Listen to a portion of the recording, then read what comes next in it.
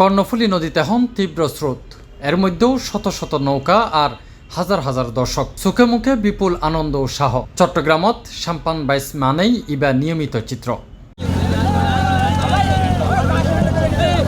কর্ণফুলী নদী দখল ও দূষণ রোধত সচেতনতা সৃষ্টির লক্ষ্যে কর্ণফুলী নদীর সাম্পান মাঝি কল্যাণ সমিতির উদ্যোগে ঐতিহ্যবাহী বর্ণিল সাম্পান বাইচর 19তম আসর সম্পন্ন ইয়ে।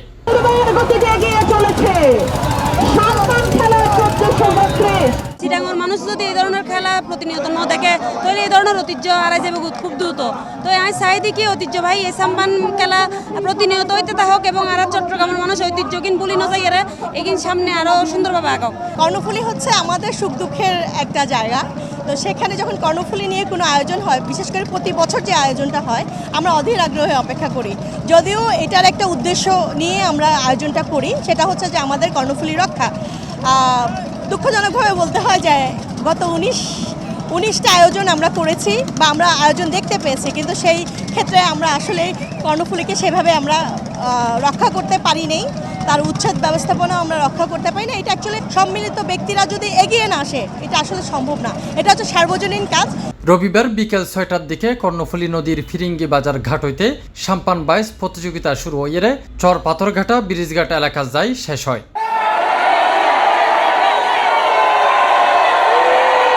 পাটগাইয়া সাম্পান খেলা এবং সাংস্কৃতিক মেলার মাধ্যমে চট্টগ্রামের যে ঐতিহ্য, চট্টগ্রামের যে আকর্ষণ সেটা তুলে ধরা সম্ভব হয় এবং এই সাম্পান খেলার মাধ্যমে বিশেষ করে পরিবেশের আমরা যে সমস্যা হয় পরিবেশ থেকে আমরা দূষণ মুক্ত থাকতে পারি। মানে এয়ারপোর্ট থেকে মানে আপনার আটাদারি পর্যন্ত যেগুলো ঘাট আছে এই ঘাটের সমস্ত মাঝি মাল্লা তারা বেগুন উপস্থিত আদিয়ে খেলা উপভোগ করিবেন নাই।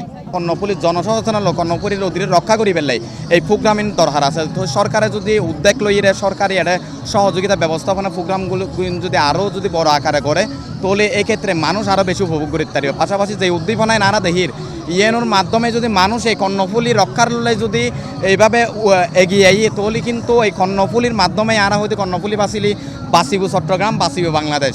এ সময় দর্শনার্থী অলর কিছু নৌকা বেপরোয়াভাবে ইক্কা ইক্কা ছুটতে থাকে, এর মধ্যে ঘটে যায় উগ্র দুর্ঘটনা।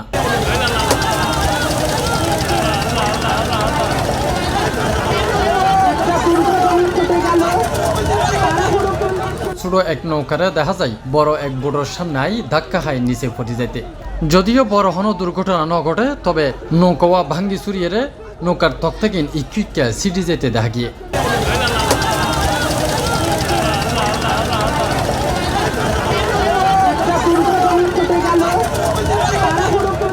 চট্টগ্রামের ইতিহাস সংস্কৃতি গবেষণা কেন্দ্র, বাংলাদেশ পরিবেশ ফোরাম, সামাজিক সংগঠন সৃষ্টি, কর্ণফুলী নদী সাম্পান মাঝি কল্যাণ সমিতির সহযোগিতায় এই অনুষ্ঠানের মূল আকর্ষণ আছে সাম্পান বাইচ প্রতিযোগিতা।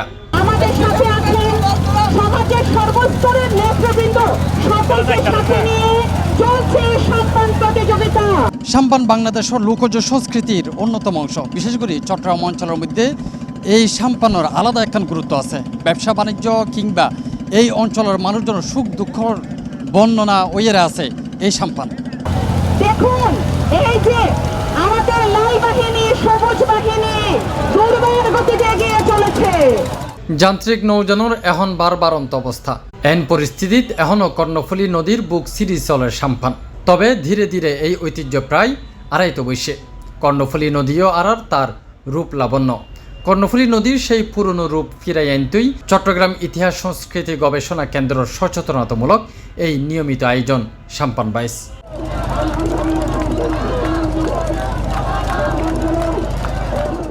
তাফহিম আলমগীর, C+ TV, চট্টগ্রাম।